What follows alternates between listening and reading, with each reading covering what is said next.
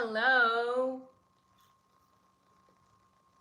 Hi everyone, Nika here with your daily neuro nugget. It is Thursday. I can't believe it. Time flies by and we have a very concerning topic that I've been wanting to cover, and I can't get this out of my head. Now, before we go on, I need to remind everybody in the chat. Hi Lisa, number one. I need to remind everybody in the chat, even if you're part of the replay crew, yes, these are my theories. These are my opinions. You can agree to disagree. Stay stable, mentally stable in the comment section, please. And I'm sure you already saw the title of the video, right? I want to talk about Dylan. We know that she, in my opinion, lured Kaylee over to Moscow. Did she also try to lure Hunter over? We know Dylan and Bethany called Hunter for help. Were they trying to lure him over? Were they trying to set him up? And this is a very taboo topic. This is a very touchy subject. So if you're very easily triggered, if you're very easily manipulated, if you're too sensitive, if you think that we shouldn't question, that we should not challenge the roommates, I'm gonna tell you, babe, this is your trigger warning. Okay, go ahead. You don't have to watch every video. You can step out right now. Now, we know that Bethany and Dylan allegedly called Hunter over because they were supposedly very, very afraid. And by the way, if you are in here, make sure that you hit the like, make sure that you are subscribed, and stay tuned for notifications. Sign up for notifications. Now, we have to put ourselves in Hunter's shoes, right? And if you got a call from two grown women, because I know that we all make the mistake sometimes of calling them kids, but Bethany and Dylan are two grown women, right? If you got a call from two grown women who are freaking out, would you personally go over to 1122 King Road without a weapon? Would you? Would you go without a weapon if they told you that they saw a masked intruder? I don't think so. It makes more sense to come prepared with a weapon already instead of scrambling inside of the house to find a knife, right? And I personally think that it also would have made more sense to bring other people, right? We do not know to what extent Dylan and Bethany described what was going on or what was not going on at 1122 King Road to Hunter. But still, even if I were male, and I'm not, so I can't put myself I can't think like a man, okay? But if you tell me that something freaky is going on, if you were telling me that you saw a masked intruder, if you are panicking because you don't know where your other roommates are, it would have made sense to bring a weapon, and it would have made sense to bring other people, and it also would have made sense to call 911, right? Before you even go there. Now, what doesn't make sense is Hunter walking into the kitchen to get a knife once he's already at the home, right? Can you guys hear me? Please let me know in the chat if you can hear me. I think you guys can hear me. Yes, perfect, right? It doesn't make sense for Hunter to show up empty-handed, without a weapon, without calling 911, without other people, to get a knife once he's already there, because what if someone would have been there already? Why would you put yourself in a high-risk situation? Now, I just can't sleep sometimes wondering, is it possible that Dylan Mortensen or even Bethany Funk asked him to grab a knife from the kitchen? Is it possible that one of the roommates asked him to grab a weapon. And if that happened, and I'm very curious to hear Hunter's testimony, where I'm sure we will be hearing a trial, that's very concerning to me, right? Were they trying to frame him? Because if you already have your story semi-straight, if you're Dylan and you're Bethany, and maybe assuming they don't want to be held accountable, they don't want to be involved, yeah, you're going to call somebody else over, right?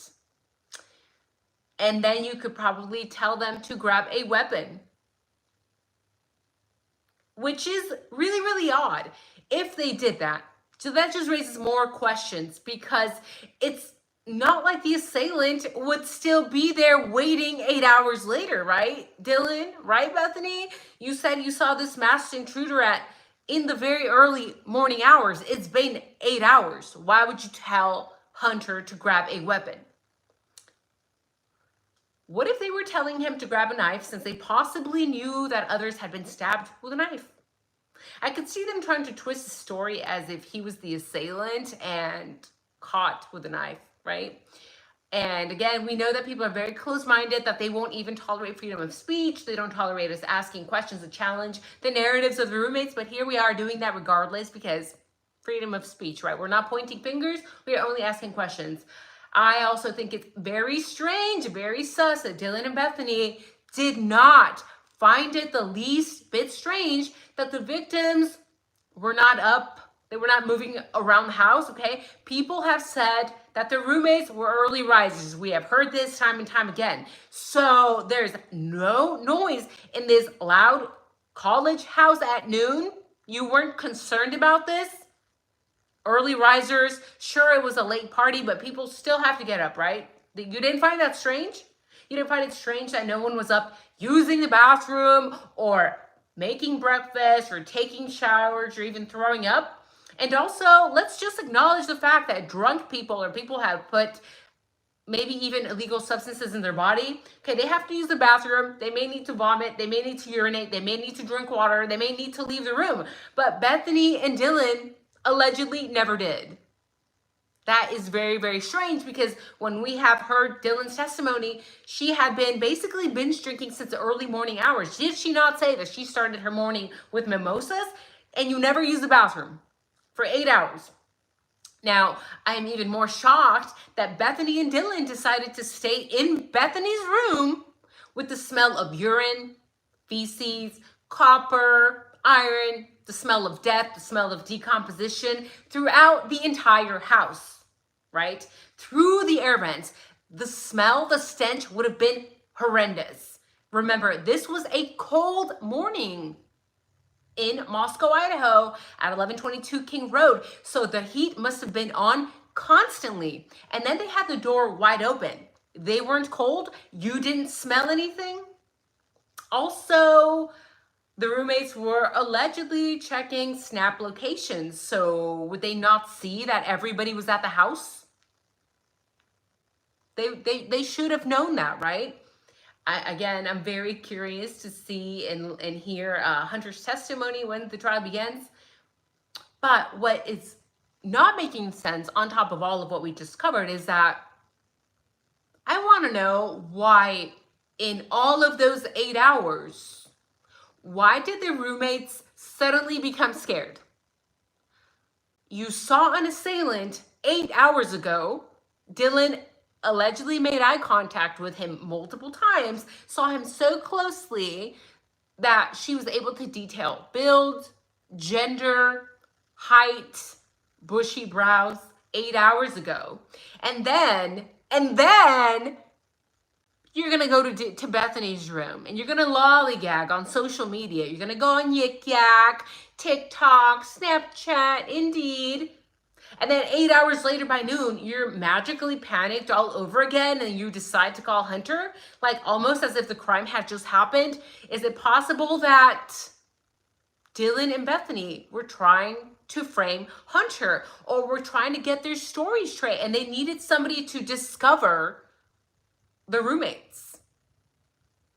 Especially if you don't want to involve yourself in that situation, would you not magically call somebody else? Put yourself in the shoes of Dylan and Bethany. You don't want to be involved. Let's have somebody else, a third party, discover this. And on top of that, if we don't give him too many details over the phone and he comes over and when he shows up, we tell him to grab a weapon for his own safety, were they trying to frame him? I don't know. I have no idea. We can only wait till the trial. This is just one of the very many theories that I have. And yeah. Everyone can hear me except Jason. So, Jason, please unmute your computer, babe. Hello, Lisa. Hello, Jason. Hello, Dawn and Robert and David and my pal Sal Vintage. Lisa says, no, I'd go equipped. Exactly, right? Everyone hears me fine except Jason. Jason, babe, please, I hope you are able to hear me and fix your computer. Big Plants Little City said, why do you need a knife if people are just passed out? Exactly. And I think when Hunter gives this testimony, we're going to be hearing a lot of interesting things come from Hunter. How were details given to him by Dylan, by Bethany? This is really going to make the roommates look bad, in my opinion. Hello, Tracy. Welcome. Yay, I'm glad you made a live stream. Cryptic Conversion says Hunter is in this up to his eyeballs. Yes, he is, unfortunately, right? Whether he is involved or not, it's not a good look. People, if you end up being in the same situation that Hunter was in, call 911 and please come equipped, babe, for your own safety, right? Lisa says, this is why Hunter grabbed the knife from the kitchen. Bethany and Dylan told him to. I have always thought that that was strange. Yeah, it's going to raise so many questions concerning.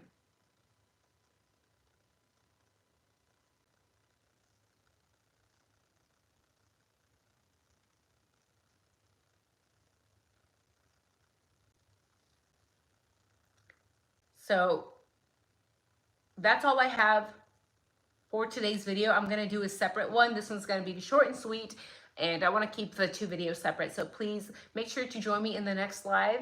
And David says, speaking of bringing knives, Friday the 13th tomorrow. Yes, it is. That's right. Thank you, El Mercy. Thank you, David. Thank you guys all for joining me.